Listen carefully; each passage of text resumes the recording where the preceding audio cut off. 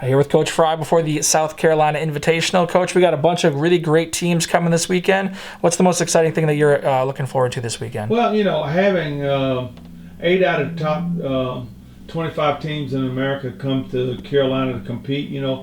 Auburn, Alabama, Georgia's decathletes, primarily they dominate the decathlon. You got Notre Dame, you got Wake Forest, you got Cincinnati, you got Clemson, and you got Furman, two powers in power and distance running in the country. Got 2 milers that are sub 4 minutes, and you got Kentucky, A&T, a top 10 team from the MEAC, HBCU power. You got Ole Miss, a powerful distance program. So Furman and Ole Miss going to go at it with a couple add-ins with Alabama for our distance races and great DMRs. There's not a weak event in the meet. I'm thrilled. Some sadness. Clemson's last opportunity for their men's team to come down to run at Carolina. That brings a little sadness. Our kids are concerned about that. But hey, we're going to put on a great show and have a great track meet. You obviously we have the first ever broadcast coming on this weekend. It's going to be on the SEC Network Plus. You'll be able to stream it and watch it on the ESPN website. How exciting is it just to have a stream to meet? ESPN website on campus for a track meet. Something over the years I wish we could have had it back when we were winning the national championship. We've had so many great talents here, but to get the public to get a chance to see it. And I think you say we can get it off of ESPN Network Plus. And if you have any questions, they can come to the Gamecocks online and probably get a feed by hitting that and make it a little easier. Basically, you don't just have to belong to ESPN Sports Network for SEC Network. So I know there are lots of people from all of these schools that follow their kids. There are lots of programs that live stream their meets. We're just excited because we got one of the fastest tracks in the country. Not everybody, but a great deal of people love coming here. We've had 45 national qualifiers the first year on this track. So the word is out.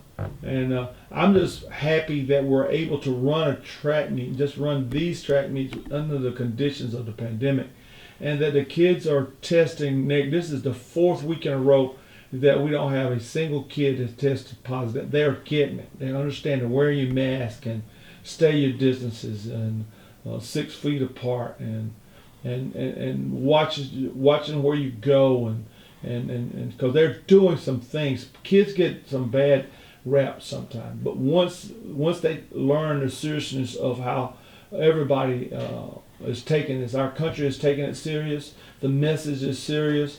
Inside our facility, coaches that are coming are not as apprehensive. The kids are not afraid.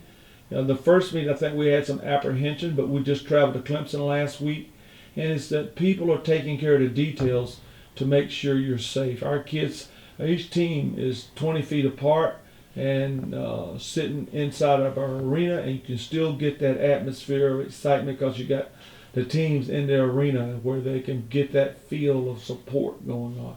So all the things that make for an elite world-class activity are going to be present. And back on the track and in the competition, what are you kind of looking at as a team? What do you want to see out of the team this weekend in regards to performance? We our big thing is to watch our 2 relays. Our women's mile relay and our men's mile relays are our big focus. We're on a chart. We want to see, can we move from week to week. Those are some national events for us. And if our quarter milers can keep moving, all of our kids are improving. But that's get the jumpers back on track. It's going to be a big jump meet for Coach D. The long jump is going to be exciting. And the men's high jump should be. But everywhere on the track, Stephon gets to open up at home, needs to get a mark. In the pole vault, women's pole vault should be a big one. We got to get Sweatman's got to get a top 24 mark. Everything that we're doing is not necessarily about wins and losses. It's about getting a 24 mark in the SEC. If you're not in the top 24 in the SEC, you don't get to go. So first we got to take care of that, and our kids got to understand. Don't get caught up into I didn't win and just let up. You can't let that run all the way through the line because it could be number 25, and then you stay at home. So track is a sport where you get what you put into it. You dive through the line, you get a chance. And your personal best with an all-out effort gives you a chance to be one of the top 24 athletes in the SEC. That's huge when you're top 24 in the SEC. And so that's our biggest focus. How many kids can we leave this meet with that are ranked in the conference? And then we'll talk about nationals. But first we got to get that extra opportunity in Arkansas in a few weeks. I know you talked a little bit last time we talked about the training. Obviously, you guys are still kind of loading, and now you're kind of maybe getting towards that taper area. How in regards to training, are you guys moving forward and continuing that kind of philosophy of starting to taper maybe now? It's a mixture. Got different people doing different things. We got people that came off from COVID, people that came off of injuries, people who are injured. So some people are getting tapers out of their control.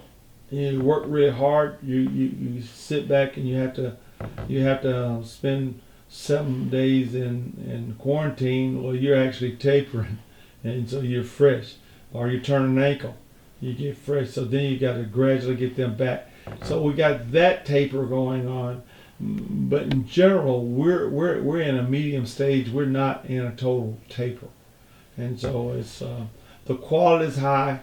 The efforts are less. The amount of reps are less. So it's not a taper because they're adjusting to the intensity. And next week another lessen the intensity, cut the volume, and next week is the SEC championship. So you just can't start early because then we got people that's got to go to the nationals. And then we got people that they're outdoor, they're intermediate hurdlers. And you start tapering and they don't get volume, then they can't run what they came in to run. We're a better outdoor team, and so we got to keep that. But there's so many things. Our shot putting disc is big.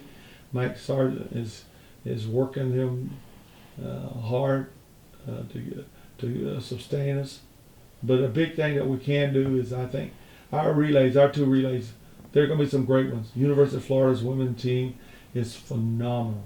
And so our girls is going to jump in there, and that's going to be a war between us and them. Not just us and them. There are other teams that are going to line up, but we just know last year Florida they got two of the top 4 girls in the SEC meet. Plus they had on the number 1 freshman in the country onto their mile relay. And so going against them is going to be something really spectacular to watch. And Alabama has run 3:06 in the mile relay, and A&T has run 3:04, and then we run 3:08, and Kentucky's 3:08, and Florida's got an international kid ran in the World Championships that's on their mile relay. So those are the things. And the open quarter, it's got 4 kids run 46, and 1 has run 45 seconds. And so on the girls' side, Stephanie has the fastest seed time, but the people behind her, there's 6 people in 52 seconds as their personal best. Those are phenomenal things. Rucker we're going to sit her this week. She's a little sore in the hamstring. We're looking forward to her going against the SEC champion. People have adjusted to their training, the Christmas holidays, that long stay from Thanksgiving all the way to the first week of January, where they were training themselves.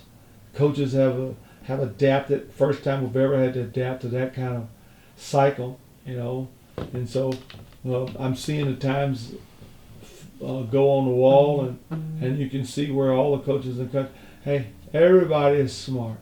Everybody's got the same COVID. Everybody's got the same anxieties from the election and all the other things kids have questions about. their anxieties, their influence. The society affects performance. Athletic affects society. So I'm just glad to see the diverse event we're having.